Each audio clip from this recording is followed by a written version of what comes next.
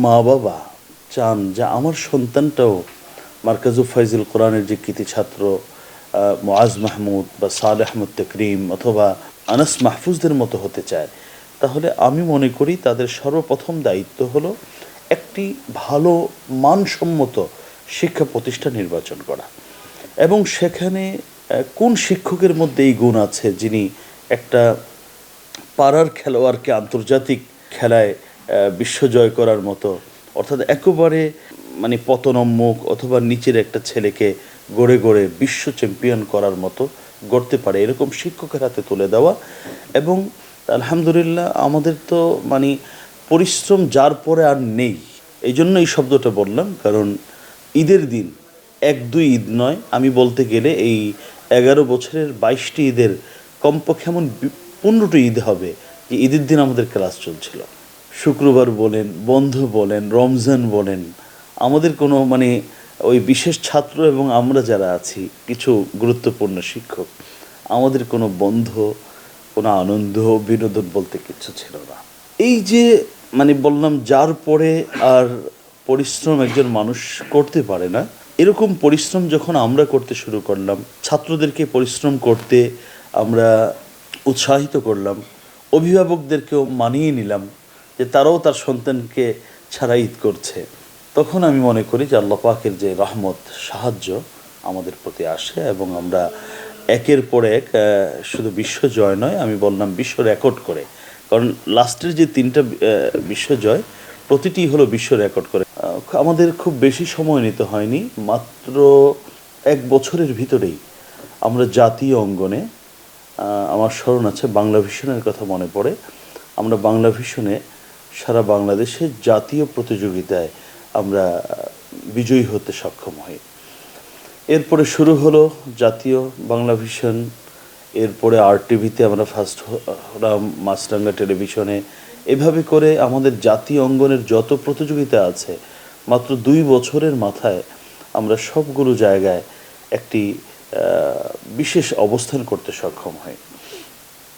এরপরে শুরু হলো আমাদের বিদেশের দ্বিতীয় বছরের এই শেষ দিকে আমরা আন্তর্জাতিক প্রতিযোগিতায় বাংলাদেশ থেকে প্রথম হই, কিন্তু দুর্ভাগ্যবশত ভিসা জটিলতায় আমরা যেতে পারিনি।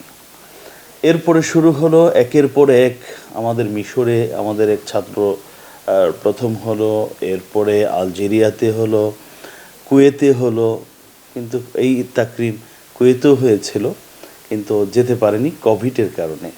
তখন অর্থাৎ আগে ওরা নির্বাচিত হয়েছে বটে কিন্তু যেতে পারেনি ভিসা জটিলতার কারণে। এরপরে তো শুরু হলো এই কোভিডের মধ্যেই অনলাইনে ইরান প্রতিযোগিতায় সর্বপ্রথম ফার্স্ট হয়, সারা পৃথিবীতে আমরা ফার্স্ট হলাম মার্কাজুল ফাইজুল কোরআন।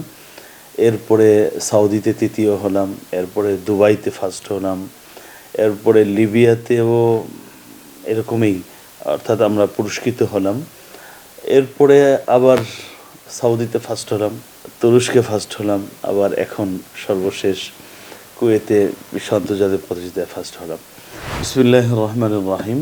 আমাদের প্রিয় প্রতিষ্ঠান মার্কাজুল ফাইজুল কোরআন আল ইসলামী প্রতিষ্ঠা লাভ করে 2014 সনের একেবারে শেষ দিকে রমজানুল মুবারকের প্রথম পহেলা রমজান থেকে।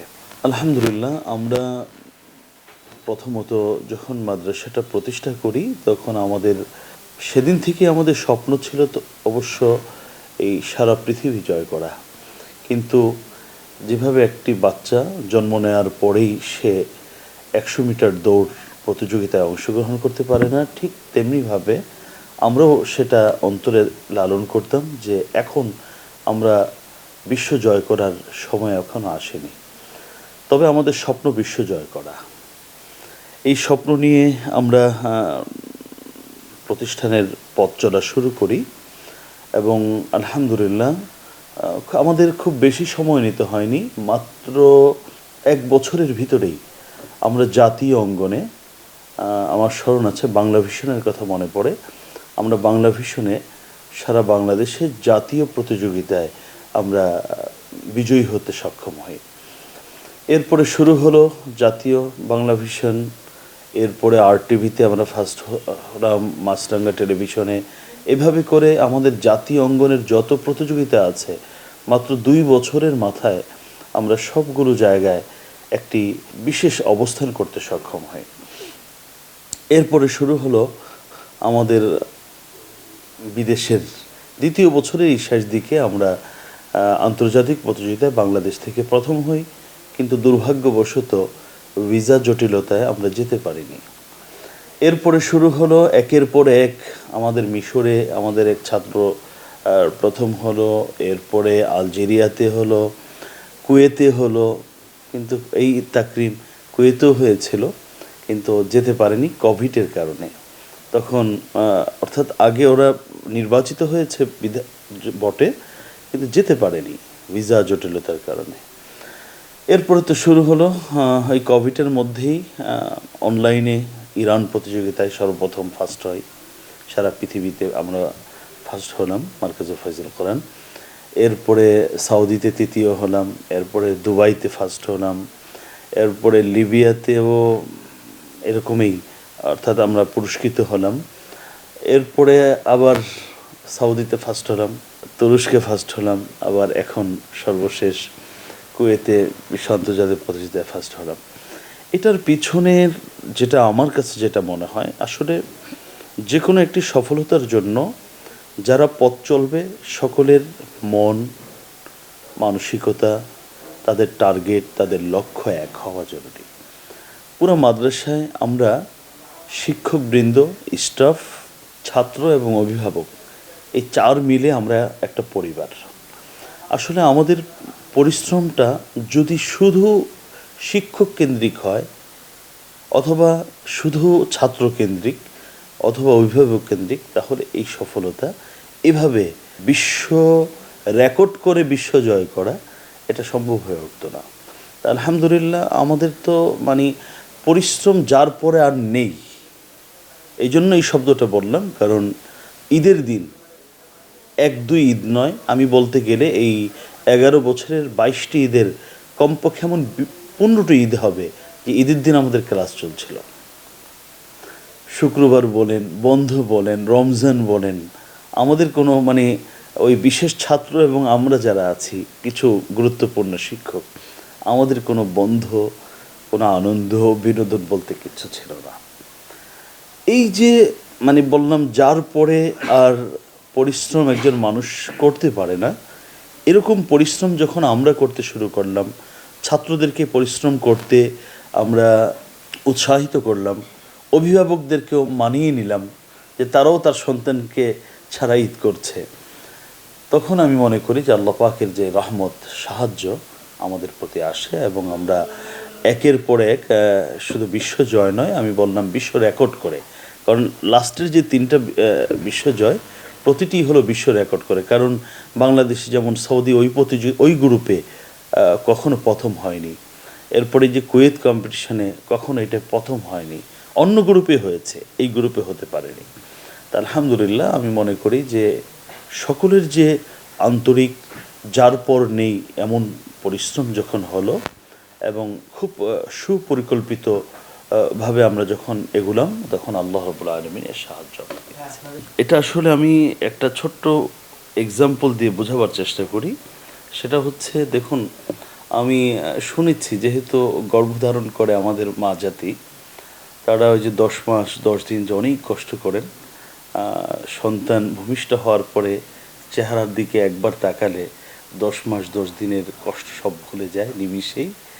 ঠিক তদ্রূপভাবে আমরা যে এত পরিশ্রম আমাদের শিক্ষকরা আমরা করেছি, আসলে যে পরিশ্রম করেছি এটা ভুলেই গেছি এমন মনে হচ্ছে যখন এরকম একটি ফলাফল শুনতে পাই। আর আসলেই এটা আপনারা নিজেরাও জানেন, একটা নিজে বৃক্ষরোপণ করে ওটার নিজের হাতের রোপিত বৃক্ষ থেকে যখন ফল হয়, সেটার খাওয়ার যে স্বাদ, এটা কখনো বাজার থেকে ক্রয় করা ফলে ওই স্বাদ পাওয়া যাবে না। তা আমাদের হাতের গড়া ছাত্র যখন এমন ভালো রেজাল্ট করে, তখন ঠিক আমাদের অনুভূতিটা তেমনই থাকে। দেখুন, যে কোনো একটা লক্ষ্য যখন আমার হবে এবং ভালো কিছু করতে চাইলে আমাকে সর্বপ্রথম প্রতিষ্ঠানগুলোর জন্য একটা ভালো প্রতিষ্ঠানকে ফলো করতে হবে সর্বপ্রথম। তো একটি ভালো প্রতিষ্ঠান তার শিক্ষা কারিকুলাম কি, তারা কিভাবে এই পর্যায়ে আসছে, সব কিছু একেবারে অক্ষরে অক্ষরে এগুলোকে যদি তারা ধারণ করতে পারে তাহলে প্রতিষ্ঠানে এগিয়ে যাবে। তবে যদি কোনো মা বাবা চান যে আমার সন্তানটাও মার্কাজুল ফাইজুল কোরআনের যে কৃতি ছাত্র মুআজ মাহমুদ বা সালেহ আহমদ তাকরিম অথবা আনাস মাহফুজদের মতো হতে চায়, তাহলে আমি মনে করি তাদের সর্বপ্রথম দায়িত্ব হলো একটি ভালো মানসম্মত শিক্ষা প্রতিষ্ঠান নির্বাচন করা এবং সেখানে কোন শিক্ষকের মধ্যে এই গুণ আছে যিনি একটা পাড়ার খেলোয়াড়কে আন্তর্জাতিক খেলায় বিশ্বজয় করার মতো, অর্থাৎ একেবারে মানে পতনোন্মুখ অথবা নিচের একটা ছেলেকে গড়ে গড়ে বিশ্ব চ্যাম্পিয়ন করার মতো গড়তে পারে এরকম শিক্ষকের হাতে তুলে দেওয়া। এবং আমাদের যেটা হয় অনেক সময় বাবা মা ওই যে কারিগরকে খামিরা না দিয়ে বলা হয় যে তুমি এইটা বানাও সেটা বানাও, এটা যেভাবে সম্ভব না ঠিক তদ্রূপভাবে কোনো বাচ্চাকে যদি পরিপূর্ণভাবে শিক্ষকের কাছে হস্তান্তর এবং সুপুর্দ করা না হয়, বরং বাবা মার তার মন মতো অথবা ছাত্রের মন মতো যদি ছাত্রকে পরিচালনা করা হয়, কশিনকালেও সে কোনো দিন বিশ্ব চ্যাম্পিয়ন হতে পারবে না।